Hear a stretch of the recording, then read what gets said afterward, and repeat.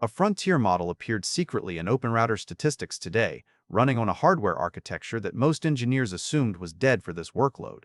This isn't just a speed anomaly. It signals a fundamental pivot from training massive models to inference at scale, forcing every system architect to rethink their production stack. The industry is admitting that memory bandwidth, not raw compute power, has become the primary bottleneck. When you see OpenAI's GPT-OSS or similar frontier systems running on Cerebras hardware, you are witnessing a shift in what matters most for engineering judgment. For years, the narrative was simple: buy more GPUs to train bigger models and hope they fit. But data from recent industry benchmarks tells a different story. The bottleneck has shifted. While GPU clusters dominate training workloads, emerging ASICs like Cerebras Wafer-Scale Engine are now proving superior for large batch inference by eliminating the memory bandwidth constraints that have plagued developers for years. Think of it this way: in the past, engineers were trying to pour water through a narrow pipe with high-pressure pumps at both ends. The pump was powerful enough, but the pipe couldn't keep up. That is exactly what happens when you try to run massive models on standard GPU clusters during inference. You have incredible compute power sitting idle because it cannot fetch data fast enough from memory. Cerebras changes this equation by using a wafer-scale engine that places almost all of its high-bandwidth memory directly next to the processors, creating a highway rather than a traffic jam for your tokens. The numbers are staggering and provide concrete evidence of why this matters for production systems. Research confirms that frontier models can now run on Cerebras CS3 systems at approximately 3,000 tokens per second. For context, standard GPU setups handling comparable workloads typically manage around a fraction of that speed.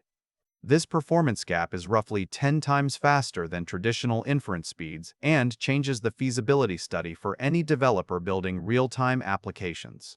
It means you can run models with hundreds of billions of parameters without waiting minutes for a single response.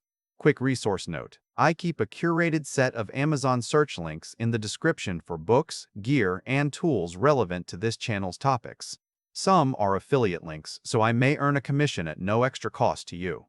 Please consider supporting the channel by using those links if you find something useful. This capability directly impacts how we design retrieval, augmented generation pipelines, and agentic workflows. As models grow, such as Qwen 3 Coder at 480 billion parameters, the industry is moving toward synthesis techniques to mitigate hallucinations while maintaining speed. The architecture supports this by enabling ultra-low latency for complex tasks that were previously too slow or expensive on standard hardware. Payload compression techniques now allow us to handle prompts up to 30,000 tokens without sacrificing the responsiveness required in a production environment. We are seeing developers deploy these RAG pipelines and multi-agent systems directly onto WSE hardware, treating inference as a critical service rather than an experimental phase. The implications for your career and system design choices are immediate. You can no longer assume that GPUs are the only viable path for all AI workloads. The bottleneck has moved from raw compute to memory bandwidth and capacity. Understanding the trade-offs between GPU clusters and specialized ASICs is now a critical skill for architects designing cost-effective, low-latency systems. If you build applications where latency determines whether a user stays or leaves, your hardware choice directly impacts that experience and operational costs. Consider the data from behavioral studies on AI adoption to understand why this shift in capability matters so much to users. A recent study involving 1,035 participants found that over 40% of people began treating AI as a predictive authority rather than just a tool.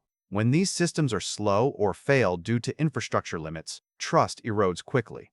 The research showed an increase in odds for going guaranteed rewards by more than 3 times when users believed the prediction was accurate and fast enough. Conversely, latency issues led to earnings reductions ranging between 10% and 43% among those influenced by AI predictions. If your system cannot deliver speed at scale, you are not just losing compute efficiency, you are losing user trust. This reality forces a re-evaluation of infrastructure strategies for the coming years. As telecommunications infrastructure begins integrating AI edge layers for split inference scenarios, understanding how different hardware architectures handle memory bandwidth will determine which systems can economically scale to millions of concurrent users.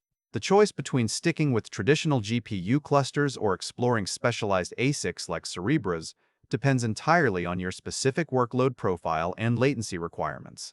For training massive models from scratch, GPUs remain the standard. But for running those trained models at production scale where speed is king, the rules have changed. The era of just training bigger models is giving way to a new engineering challenge, inference at scale. In this phase, latency determines whether an application works or fails in real time.